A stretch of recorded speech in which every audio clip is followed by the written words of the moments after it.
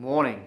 I had my first major craving last night for alcohol, and I wanted to talk about it and share with you some of the learnings that I got from it. I did find it difficult, and I didn't like it at all because, I just wanted to crack alcohol and drink.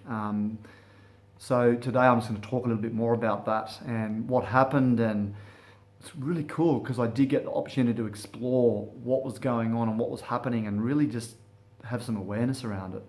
Now, I read a book recently. I can't remember the name of it, sorry, but fantastic book. If I can think of it, I will share it soon. But it was all about a lady sharing how she has an internal dialogue that goes on with alcohol, and she termed this internal dialogue her wine witch. More like the wine bitch, I reckon, but let's just go with the wine witch. And she says, look, there's this voice within her that starts saying things like, get me a drink, get me a drink now. And she has a drink, and it's like, that's not enough, get me another one. Now, the wine witch I think is cool, but I wanted to refer to mine as the booze hound. And I looked at it last night to explore it, and I realized, this feels like it's a hound dog living inside me. And the easiest way for me to describe it, it's like this dog if you could imagine a dog that's outside of your house, and it's just screaming for attention, like, rah, really going nuts. And you're just sitting there and you're getting really agitated, and all you want to do is go outside and calm this hound dog down. And you go outside and maybe give it a pat and give it some water, and then you come back inside, and then 2 minutes later it's screaming again, give me more, give me more, give me more. And you go outside and you give it even more, and it satisfies it for a second, but it's just screaming, and you've got to keep giving it this water and pats just to calm this dog down. And I think this is what cravings are like for me. So I want to firstly just look at what was triggering me. Now, I get triggered by a number of things. When I say trigger, something happens where I want to drink. So definitely stress, definitely overwhelm, anxiety. These are big triggers for me. Overwhelm is a trigger for me. But I would say my biggest trigger now, and I don't know if this is linked with anxiety or something else, and it could be. I'd love to understand it more. But one of my biggest triggers is I get this energy in me, and I almost feel like I'm going to explode. It's this really intense energy, and it's really full on. Like I could just, I don't know, box, go for a big run. It's quite intense energy, and this is a big trigger for me. And all I want to do is pull the plug out and let the steam out. I guess it's build-up of it feels like a big helium balloon build-up, and that's when my hound dog comes into play, and it's like screaming at me saying, give me a drink, calm me down, like, help me chill out. Release this pressure valve, right? That's how I would describe this hound dog. And it was going nuts last night. And of course, in the past, when I feed the hound dog, it's like screaming at me more. Give me number two. Give me number two. Give me number three.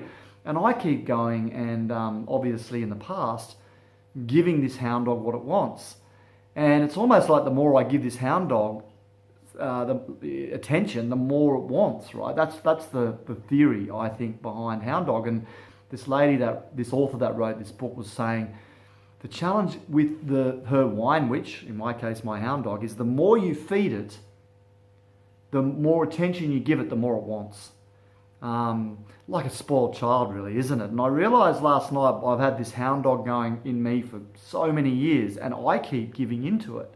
It's controlling me. And I mean, this is the addiction, isn't it? This is like the saddest thing, because this is where you realize it's a problem, because I'm giving into it. I'm giving into this screaming hound dog, and by giving it the wine or the alcohol, I'm just allowing that hound dog to remain there. Whereas I got a feeling that if I stop feeding it, I'm going to slowly kill it. And I know that's going to take patience, but a lot of people talk about this. The less obviously you drink, the less you want to drink. So I want to kill that painful little thing that's controlling me. It's just like imagine someone that's addicted to heroin. they're constantly getting a moment where they just need to have that hit to solve that short-term pain that they're getting, that internal voice that desperately wants whatever it is to make them feel whatever they think it's going to help them feel. And sure, you have the hit, and immediately is the release, right? So alcohol, it does it.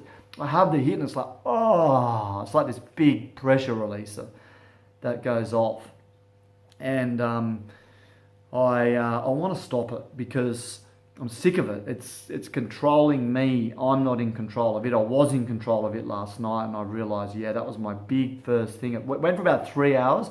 Amazingly, when it went away, it stopped completely. And then 2 hours later, I got a huge desire for sugar again. Like really strong desire for sugar. Not so much alcohol, but I'd really be craving for sugar. Same sort of thing. This hound dog going, give me sugar, give me sugar. I had a mango, so I didn't actually eat chocolate. I had a mango, and that helped, interesting enough.